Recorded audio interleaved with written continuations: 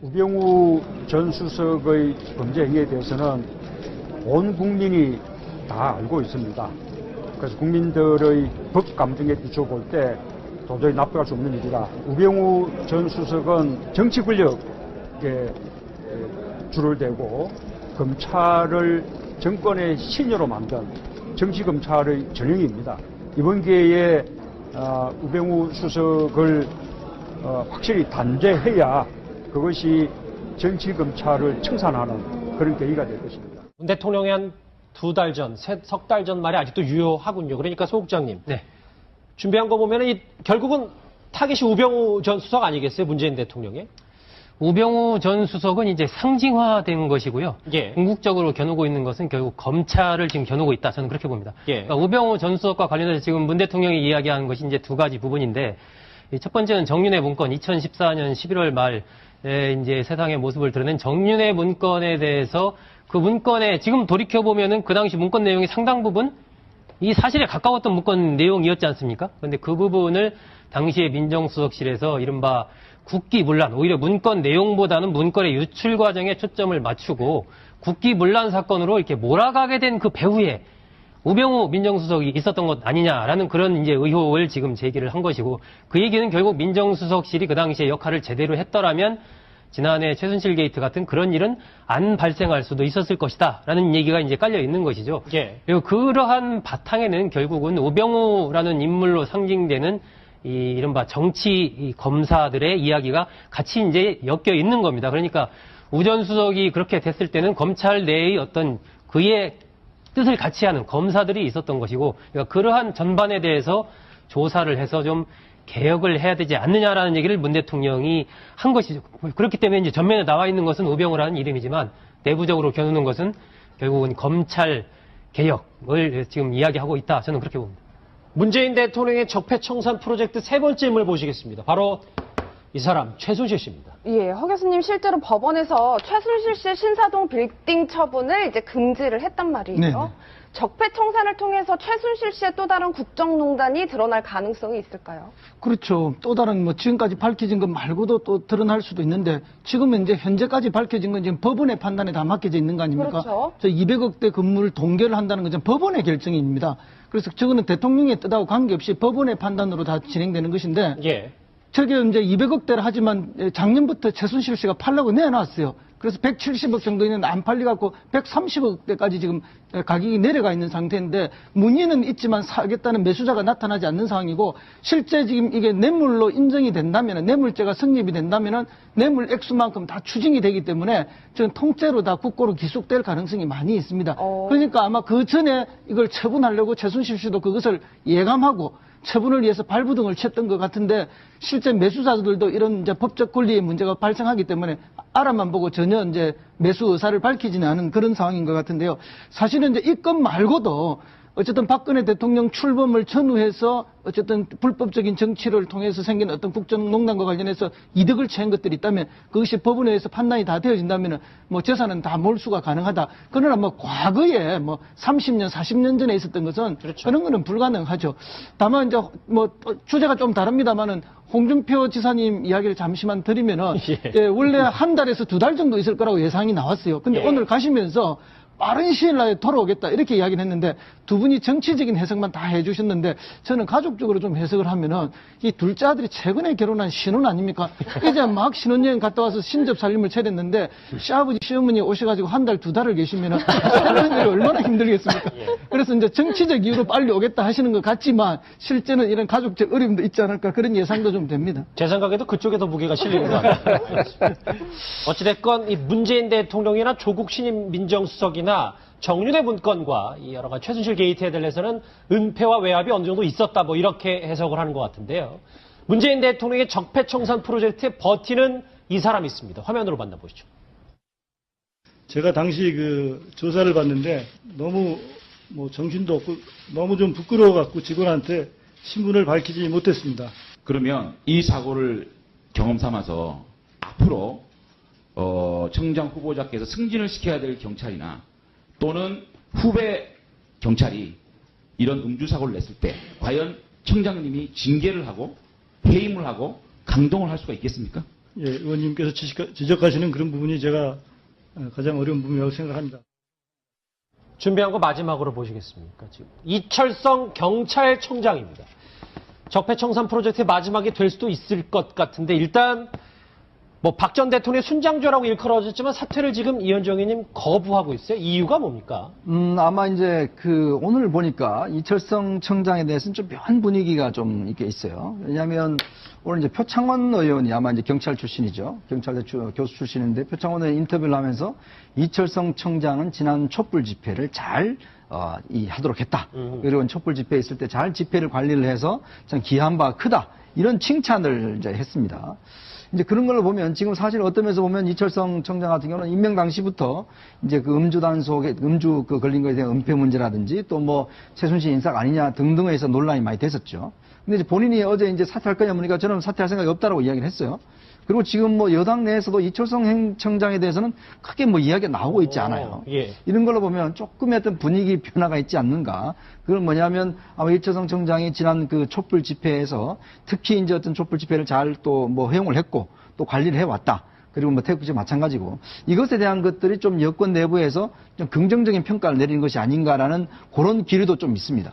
그런데 고 박사님, 뭐 일각에서는 뭐 최순실 씨 입김이 들어갔다라는 얘기도 있었는데 어쨌든 이게 임기직이고 본인이 버티겠다고 하면 문재인 대통령의 측 입장에서는 뭐 일부러 내보낼 수는 없는 거잖아요. 골치 아픈 일이죠. 근데 사람이 눈치가 있고 염치가 있어야 하는 겁니다. 아까 홍준표 전 후보 그 아들 집에서 이렇게 몇 달 있겠냐 해갖고 웃었는데 그래서 한 달뿐이 아닌 것 같다. 자, 빨리 오겠다 하는데 홍준표 지사가 얼마나 눈치가 빠른 분입니까? 아마 가더라도 신혼부부 집에 하루 정도뿐이 있지 않을 것 같아요. 다른데 호텔에 있지 그런 정도 눈치가 없는 분이 아닌데 이분은 이철성 경찰청장은 정말 눈치가 없는 분 아닌가 보여요. 저는 임기직은 임기를 다 마치는 것이 원칙이다. 그것이 정권이 바뀌든 누가 바뀌든 그것이 원칙이라고 보지만 1년 3개월 남았어요. 예, 그것이 원칙이라고 보지만 이철성 이 경찰청장은 여러 가지로 그동안 문제가 많았던 흠결이 많았던 사람입니다. 음주운전 그 차가 거의 뭐 폐차가 될 정도로 음주 사고를 냈는데 아무 일이 없었던 것처럼 처리가 됐던 것 아닙니까? 그것도 청문회 과정에서 논란이 됐었고 더군다나 지금 말씀하신 대로 이 최순실 씨가 추천을 한 것으로 뭐 그 사실로 밝혀진 것은 아닙니다만은 뭐 장시호 씨라든가 이 증언으로 봐서는 상당히 개연성이 높은 그런 사안이란 말이에요. 그렇다고 한다면은 이런저런 구설수의 고위직이라는 것은 본인의 잘못에 관계없이 구설이 오르고 그것이 국민적인 관심사가 되면은 거기에 응분후 도덕적, 정치적, 어떤 행정적 책임을 지는 것이 고위직이 가져야 할 기본적인 자세라고 보는 겁니다. 이 뭐 촛불 얘기했는데 촛불 집회를 경찰이 관리해서 잘 된 게 아닙니다. 시민들이 엄청나게 성숙했습니다. 그때 경찰이 막 진압을 하고 할 때도 시민들이 나서서 그 좀 과격한 그런 그 시위자들에 대해서 제동을 걸고 그랬지 않습니까? 예. 또 경찰은 행진을 거의 이 세종대왕상 그 정도 선에서 율곡로 거기서 막으려고 했지만 그 법원에서 정말 허락을 해가지고 그렇게 시위가 청와대 앞까지 이루어졌고 저는 뭐 이철성 경찰청장이 임기를 마치면은 좋겠지만 본인이 얘기한 대로 세술은 세부대에 담아야 하는 것이 당연한 것이고 그동안 여러 가지 무리를 빚은 점에 비춰볼 때 알겠습니다. 뭐 A에 맞는 그런 행보를 보이는 것이 옳다고 봅니다. 첫 번째 주제를 정리하기 전에 못다한 저 얘기가 있어요. 이제 박근혜 지우기의 돌입 이제 어느 정도 가닥이 잡혔는데 문재인 대통령 당선에 박 전 대통령이 좀 담담할 것이다라는 전언이 있었는데 친박 핵심인 홍문정 의원 이렇게 얘기했습니다. 목소리 들어보시죠. 뭐 박근혜 전 대통령도 문재인 대통령 당선을 알고 계시겠죠?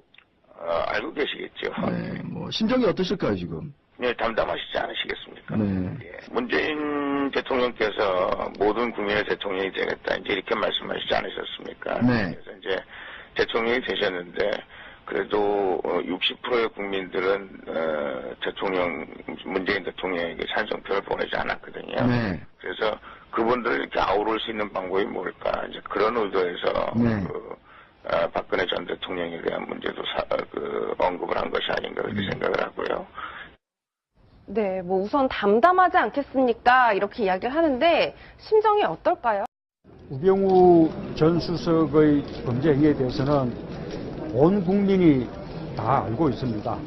그래서 국민들의 법 감정에 비춰 볼 때 도저히 납득할 수 없는 일이다. 우병우 전 수석은 정치 권력에 줄을 대고 검찰을 정권의 신여로 만든 정치검찰의 전형입니다.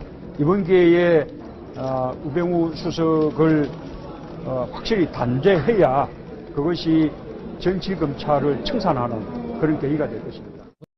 우병우 전 수석의 범죄 행위에 대해서는 온 국민이 다 알고 있습니다. 그래서 국민들의 법 감정에 비춰 볼 때 도저히 납득할 수 없는 일이다. 우병우 전 수석은 정치 권력에 줄을 대고 검찰을 정권의 신여로 만든 정치검찰의 전형입니다. 이번 기회에 우병우 수석을 확실히 단죄해야 그것이 정치검찰을 청산하는 그런 계기가 될 것입니다. 문 대통령이 한 2달 전, 석 달 전 말이 아직도 유효하군요. 그러니까 소 국장님. 네. 돌아가게 된 그 배후에 우병우 민정수석이 있었던 것 아니냐라는 그런 이제 의혹을 지금 제기를 한 것이고, 그 얘기는 결국 민정수석실이 그 당시에 역할을 제대로 했더라면 지난해 최순실 게이트 같은 그런 일은 안 발생할 수도 있었을 것이다라는 얘기가 이제 깔려 있는 것이죠. 예. 그리고 그러한 바탕에는 결국은 우병우라는 인물로 상징되는 이 이른바 정치 검사들의 이야기가 같이 이제 엮여 있는 겁니다. 그러니까 우 전 수석이 그렇게 됐을 때는 검찰 내의 어떤 그의 뜻을 같이 하는 검사들이 있었던 것이고, 그러니까 그러한 전반에 대해서 조사를 해서 좀 개혁을 해야 되지 않느냐라는 얘기를 문 대통령이 한 것이죠. 준비한 거 보면 결국은 타깃이 우병우 전 수석 아니겠어요? 문재인 대통령의? 우병우 전 수석은 이제 상징화된 것이고요. 예. 궁극적으로 겨누고 있는 것은 결국 검찰을 지금 겨누고 있다. 저는 그렇게 봅니다. 예. 그러니까 우병우 전 수석과 관련해서 지금 문 대통령이 이야기하는 것이 이제 두 가지 부분인데, 첫 번째는 정윤회 문건 2014년 11월 말에 이제 세상의 모습을 드러낸 정윤회 문건에 대해서 그 문건에 지금 돌이켜보면은 그 당시 문건 내용이 상당 부분 이 사실에 가까웠던 문건 내용이었지 않습니까? 그런데 그 부분을 당시에 민정수석실에서 이른바 국기문란, 오히려 문건 내용보다는 문건의 유출 과정에 초점을 맞추고 국기문란 사건으로 이렇게 판단으로 다 진행되는 것인데, 예. 저게 이제 200억대를 하지만 작년부터 최순실 씨가 팔라고 내놨어요. 그래서 170억 정도 있는데 안 팔려갖고 130억대까지 지금 가격이 내려가 있는 상태인데, 문의는 있지만 사겠다는 매수자가 나타나지 않는 상황이고, 실제 지금 이게 뇌물로 인정이 된다면, 뇌물죄가 성립이 된다면 뇌물 액수만큼 다 추징이 되기 때문에 저는 통째로 다 국고로 기속될 가능성이 많이 있습니다. 그러니까 아마 그 전에 이걸 처분하려고 최순실 씨도 그것을 예감하고 처분을 위해서 발부등을 쳤던 것 같은데, 실제 매수자들도 이런 이제 법적 권리의 문제가 발생하기 때문에 알아만 보고 전혀 이제 매수 의사를 밝히지는 않은 그런 상황인 것 같은데요. 그렇기 때문에 이제 전면에 나와 있는 것은 우병우라는 이름이지만 내부적으로 겨누는 것은 결국은 검찰 개혁을 지금 이야기하고 있다. 저는 그렇게 봅니다. 문재인 대통령의 적폐청산 프로젝트 세 번째 인물 보시겠습니다. 바로 이 사람 최순실 씨입니다. 예, 허 교수님 실제로 법원에서 최순실 씨의 신사동 빌딩 처분을 이제 금지를 했단 말이에요. 네네. 적폐청산을 통해서 최순실 씨의 또 다른 국정농단이 드러날 가능성이 있을까요? 그렇죠. 또 다른 뭐 지금까지 밝혀진 것 말고도 또 드러날 수도 있는데, 지금은 이제 현재까지 밝혀진 건 지금 법원의 판단에 다 맡겨져 있는 거 아닙니까? 그렇죠. 저 200억대 건물을 동결을 한다는 건 법원의 결정입니다. 그래서 저거는 대통령의 뜻하고 관계없이 법원의